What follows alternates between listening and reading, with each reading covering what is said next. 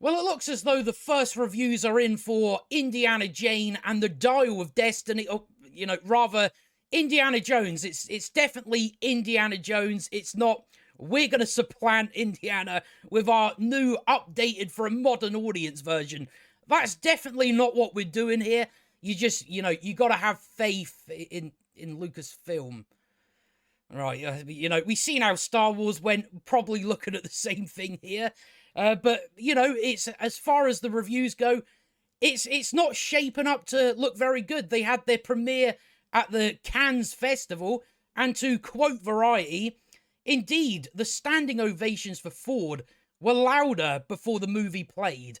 The film's elaborate action scenes and witty one-liners delivered by Waller-Bridge, who, does anybody find Phoebe Waller-Bridge funny? I don't think I've seen her say anything funny whatsoever. Received a less than rapturous response inside the theatre. During parts of the 142-minute film, 142 minutes of Phoebe Waller-Bridge being unfunny, berating Indiana, and just, non-stop whining, and being the bestest ever, and saying things like, "You stole from indigenous people, Indiana Jones." That's definitely going to be in there. That's pretty obvious. Audience members could be heard whispering out of boredom in French. So that gives you kind of the gist of how the premiere went. It sounds pretty lukewarm to me. Already on the Rotten Tomatoes side of things, it's 44%. That's worse than Crystal Skull. And one thing I've mentioned before is when the professional critics give something quite a low score, that, you might as well bring your expectations down a lot further, because that generally means, oh, it's worse. We've seen this with Quantumania. They said, oh, it's not too bad. We've seen it, and it was absolutely abysmal, and that's kind of what I think we're getting out of this. But already at 44%, that's not looking too good, especially when the budget of this movie is $300 million. And I'm not sure how much you would add on for, promotional stuff. But, you've got to bring in quite a lot of money for this movie. Are they going to do it? Because I personally think the stink of Star Wars, what has been done to Star Wars, just the stink of Lucasfilm in general, is probably going to go over to this film as well. I think even the argument, oh, well, it's James Mangold. James Mangold has done some good things. Yet we're dealing with Disney. We've seen Multiverse of Madness. That was directed by Sam Raimi. How did that turn out? Not very well, because, these people are nothing really more than just, hired guns. That's about it. But the reviews so far from the professional critics, as I say, not too good at all. The Daily Beast says the de-aging and other CGI manipulations of Ford's body only serve to demonstrate that the Dial of Destiny just wants to turn back the clock instead of doing anything new. It is Disney. They've got a big fear of doing anything new, anything original. Harrison Ford finds a fitting end to one of cinema's greatest action heroes, which actually ended the third film, The Last Crusade. That's where Indiana Jones ended. That's about as far as it needed to go. Unfortunately, we got Crystal Skull. I can't quite remember that movie. And now we're getting this one. So, do we need it? That's kind of the question I pose. And one of the most iconic roles of his career with this film, Indiana Jones and the Dial of Destiny.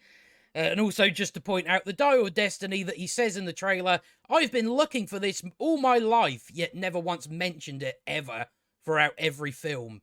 So, I find that quite strange. It's a thrilling, action-packed swan song for the iconic character. Sure it is, Ben. It's a vast step up from the muddled mess of Crystal Skull. And while it's not perfect, which, that just means that is code for this film is an absolute mess. With its uneven storytelling, I find it funny this is being given fresh. It's not perfect with its uneven storytelling. Right. It's not a bad end for our favourite archaeologist, Professor Adventurer. It's a sad and safe ending for a series that once prided itself on big escapades and larger-than-life emotions. Dial of Destiny shows that some relics should just stay buried. Please, just leave it alone. Indiana Jones and the Dial of Destiny may not be the finest film of the franchise, but it's far from the worst. I'm sure it is. It's solid entertainment, with if you don't think about it, with a legendary character riding off into the sunset one final time. Indiana Jones and the Dial of Destiny is a bold, bright, and blazingly fun reunion with our favourite hero. So that seems to be the majority, I guess. You know, some of them I question if they're actually positive. You know, I don't know why some of them are fresh. Uneven storytelling, right? It's an improvement on the execrable Crystal Skull, but James Mangold's exhumation of the Spielberg adventure serial is both tame and unnecessary. But, you know, Disney couldn't come up with nothing new. The jokes, the zest, and exuberance just aren't there. So instead of a joyous send-off for our beloved hero, we get a depressing reminder of how much livelier his past adventures were. I mean, that's just another reason why you don't need this film, because Harrison Ford is in his fucking 80s. So we've now got this old man trying to, you know, act as if he's still got life in him. So it's, you know, even with the CGI, I don't think that's going to translate that well. This is a big, bombastic movie that goes through the motions but never finds much joy in the process, despite John Williams' hard-working score continuously pushing our nostalgia buttons and trying to convince us we're on a wild ride. Indiana Jones is dutifully eager, but ultimately a rather joyless piece of nostalgic hokum. There are some genuinely moving scenes as you know, Phoebe Waller-Bridge berates Indiana Jones about stealing relics from indigenous people. As we see this fantastic character finally get ready to hang up his hat for the last time, thanks Indy, it's been quite a ride. One can feel the four credited screenwriters grasping at inspiration and coming up short. What they did manage to make would be perfectly fine as a standalone adventure film starring some other character. I mean, is this film not essentially, you know, a different character?